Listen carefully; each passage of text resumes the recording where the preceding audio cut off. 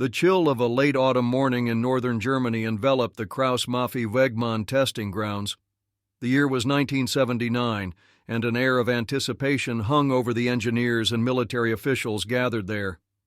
For years, Germany had worked tirelessly to develop a tank that could redefine modern armored warfare. Now they were about to witness the culmination of their efforts. The Leopard 2. As the prototype rolled onto the field, its engine roared to life, and a sense of pride spread among the onlookers. They knew this machine was not just a vehicle, it was the future of NATO's armored forces. The origin of a legend. The Leopard 2's journey began in the shadow of a divided Europe. In the tense years following World War II, Germany's military had been rebuilt from scratch, with an urgent need to counter the Soviet Union's growing armored threat. The Leopard 1, Germany's first post-war tank, was a solid foundation. But as the Cold War intensified, so did the need for a more advanced and survivable machine. In the late 1960s, Germany embarked on a joint venture with the United States to create the MBT-70. Though ambitious, the program was plagued by conflicting visions and spiraling costs. When the project collapsed, Germany turned inward. Determined to learn from past failures, the country's best engineers and designers committed themselves to creating a tank that would combine cutting-edge technology, battlefield survivability, and uncompromising firepower. Thus, the Leopard 2 was born. Forging the future. It wasn't just a tank. It was a masterpiece of engineering.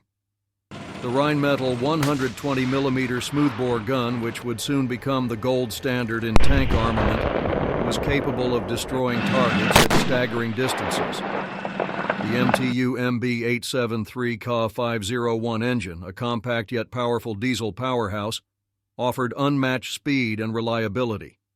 Each component of the Leopard 2 was meticulously crafted to ensure it outperformed its adversaries in every aspect. Back at the testing grounds, Colonel Klaus von Heidenfeld, a seasoned tank commander, watched intently. He had served on the Leopard 1 and knew the challenges his crews faced on the battlefield. As the Leopard 2's turret rotated with seamless precision and its gun obliterated distant targets, a smile crept across his face. This, he thought, is the tank that will keep our soldiers safe. Into the battlefield, the Leopard 2 quickly earned its reputation. In the decades following its introduction, it became the backbone of NATO's armored forces. The tank's adaptability was evident during its first major deployment in Kosovo, where rugged terrain and unpredictable conditions tested its limits. For soldiers like Private Lars Gruber, the Leopard 2 was more than a machine. It was a shield. Gruber, a young gunner stationed with NATO peacekeeping forces, recalled his first encounter with the tank. When you're inside the Leopard, you feel invincible. It's not just the armor or the firepower. It's knowing that this tank will get you home. Years later, the Leopard 2 proved itself again in Afghanistan. The harsh desert environment and the constant threat of improvised explosive devices, IEDs, posed unique challenges. Yet the tank's advanced armor and mobility allowed it to adapt. Major Elena Weber, who commanded a Leopard 2 during her tour, described it as a lifesaver during ambushes. We had to rely on it not just for firepower, but for the confidence it gave our entire unit, she said. A symbol of NATO unity.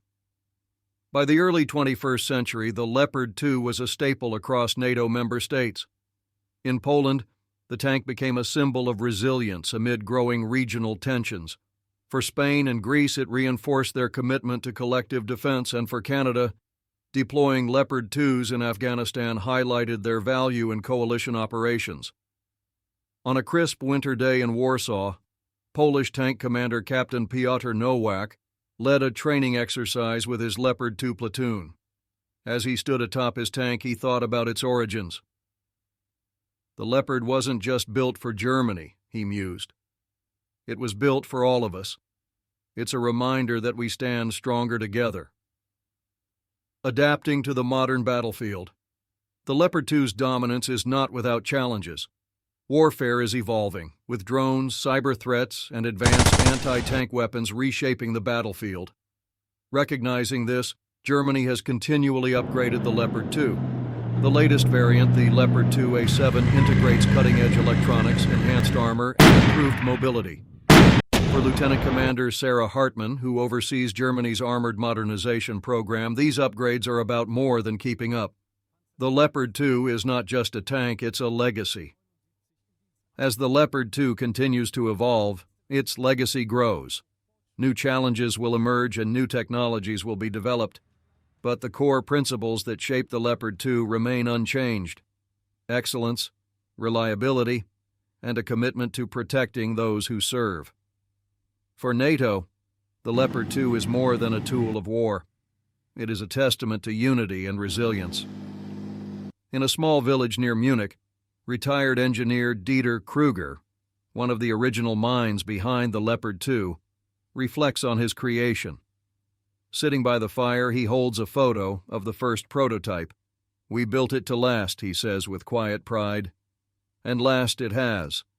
The Leopard 2, with its roar and resilience, stands as a giant in the annals of military history.